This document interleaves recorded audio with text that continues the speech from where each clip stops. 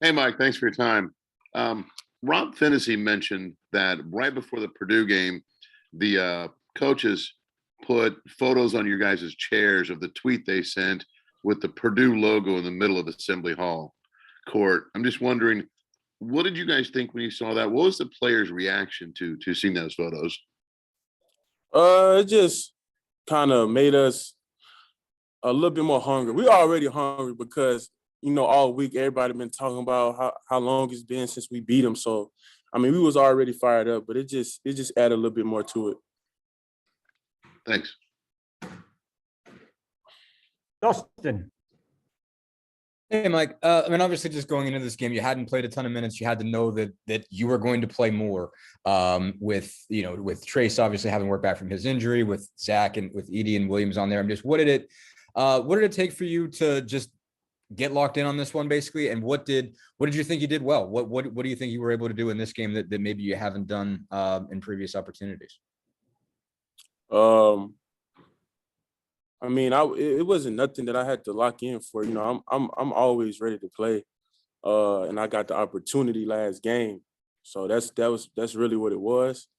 And on top of that, what I think I did well, I just think I defended and made things tough for their bigs. I know that they are good. Both of them, Zach and Travion are both good.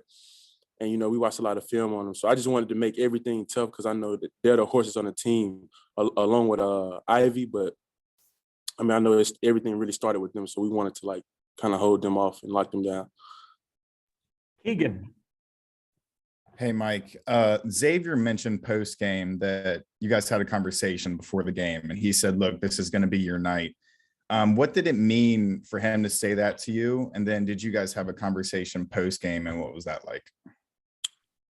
I just knew that it was going to be a night that I was going to play. You know what I'm saying? Just because of that they're bigs, and the situation that was going on with us with Trey's being hurt, and them having good bigs that come off the bench and start. So I just knew that it was going to be my day to play. So we didn't really have a conversation post game because I was saying it all week that that everything that happened, we pretty much spoken into existence. So it wasn't really like a big shock or nothing like that. We just handled business. So that's pretty much it.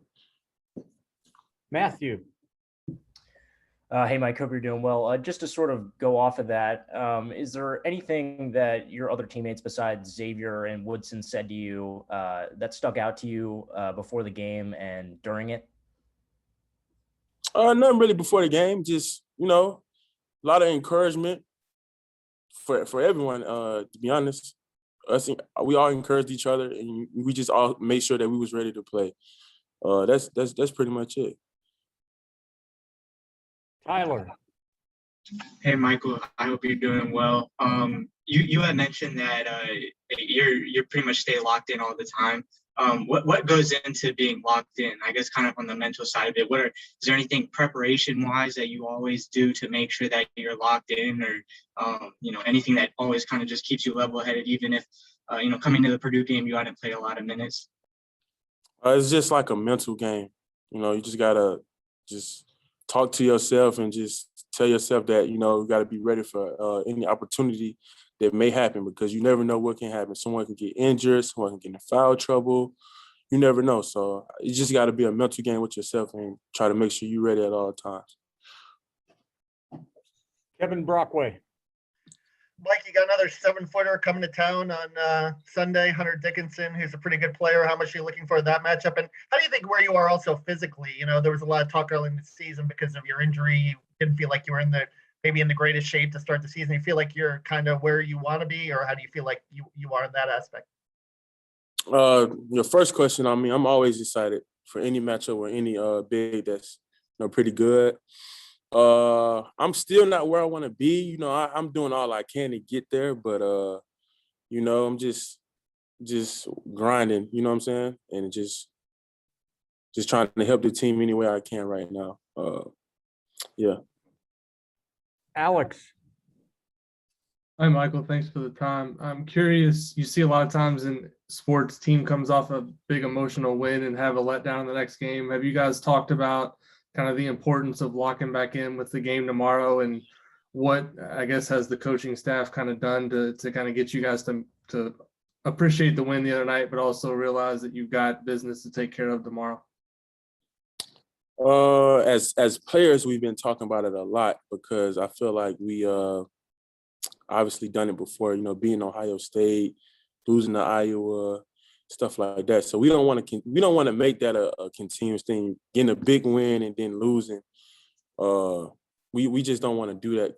So we trying to just stack games on top of each other and stay consistent. We don't want to be inconsistent. So that's what we're trying to harp on right now.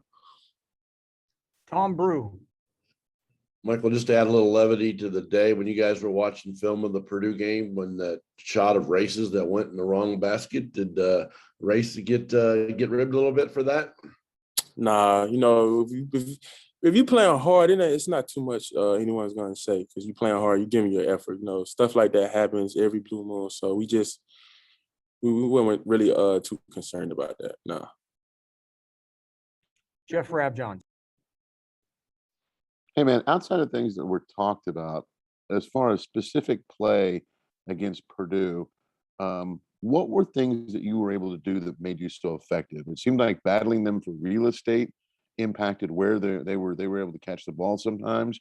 But I want to get your thoughts as far as the actual play on the floor. What were the things that actually made you effective against Edey and Williams? Honestly, it just was making them catch the ball to where it wouldn't be easy. We wanted to make them catch the ball far away from the basket because we didn't feel like they were good enough or comfortable enough to make plays when they're far away. So that's what we wanted to do. We wanted to push them out. And on offense, we wanted to put them in a lot of ball screens because we wanted to make them guard. And I just feel like we executed that game plan offensively and defensively. Thanks, man. Tyler. Yeah, Mike, what's the biggest things that you've learned from Mike Woodson? I guess what has it just kind of been like working with him, and the biggest ways that he's kind of trying to push your game and help you improve? It's been good. I'm just learning. I feel like I'm learning things that goes on or that's taught at the pro level, as opposed to how college coaches teach things and how the game is down here. I feel like I'm learning that aspect, and I'm enjoying it, and I'm gaining some good knowledge. Keegan. Being a transfer and being new to this whole kind of culture here at Indiana, with the students storming the court and such an intense game and all the pandemonium post game, what was that whole experience like? Honestly, that was crazy. That was the biggest game I ever been a part of in my life. And, when you watch college basketball games in general, in big games, you see the court. Fans rush the court. And that's the first time I ever been a part of that. So it was fun. That's like a memorable day. I will always remember that day in my life. It was fun, though. It was a good day. Alex. Hey, Michael. Trey Galloway is obviously giving you guys a big lift since he's come back from injury. I'm curious when you look at him as a player, what makes him most effective in terms of just being able to defend at the level he does and some of the little things he does, and also what's he like kind of behind the scenes and in practice and in the locker room? Trey is great. He's a good locker room guy. Gotta love him. On the basketball side of things, I feel like he brings a lot. Obviously, defensively, he locks up in the passing lane, getting steals and stuff like that. And I feel like on offense, he can play multiple positions, so that helps a lot too. He can play the one, he can play the two, maybe slide to the three. So he brings a lot to the table. We'll finish up with Jim and then Tristan. Go ahead, Jim. Michael, you said earlier that everything that happened, you guys spoke into existence, which obviously you have to believe in yourselves. But what did this do for a win for you guys, for having people like yourself come in and have such a vital role, Rob Finney having such a vital role, because usually all the talk goes to Trace and all that, but it was a complete total team effort. What does that do for this team going forward? I feel like it just gives certain players more confidence and just shows that, we have a good team. You know what I'm saying? We have a lot of players that can contribute in so many different ways. So I feel like that's just what it does. It brings confidence, and I just feel like it was a big win for the fans. Like we said, it was a lot of talk about, you know, how long it's been since we beat them. So I just feel like it was a good moment for the players, confident wise, and just a great moment for the fans and the community around here. Last question, Tristan. Yeah, hey Mike, how you doing? I'm just curious, like playing, I guess on the second unit behind Trace Jackson Davis. I guess how responsible do you feel for like, I guess making him work in practice and keeping him sharp, and then also like how does playing under him keep you sharp as well?